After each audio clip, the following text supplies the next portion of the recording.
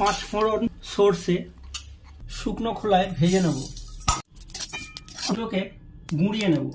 আমি দুটো আম নিয়েছি, আমটা কুড়ে নেব। সামান্য সর্ষের তেল দিয়ে দেবো, শুকনো লঙ্কা দিয়ে দেবো, পুরনো আদা, কুড়ে রাখা আমটা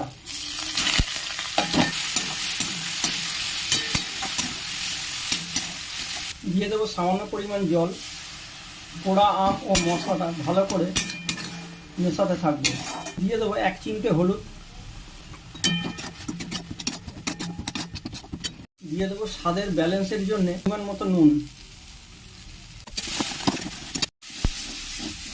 দিয়ে দেবো চিনি যতটা মিষ্টি লাগবে।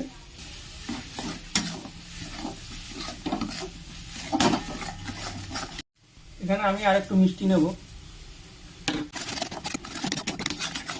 চিনি গলে গেছে, একটুখানি ভালো করে নাড়াচাড়া করে চিনি মিশিয়ে নামিয়ে নেব। চিনিটা গলে গেল।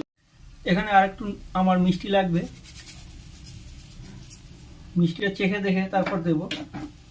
একটু টক টক, একটু মিষ্টিটাও থাকবে বেশি করে।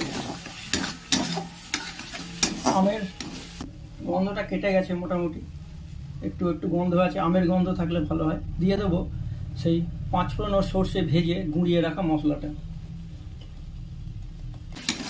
তৈরি কাঁচা আমের চাটনি।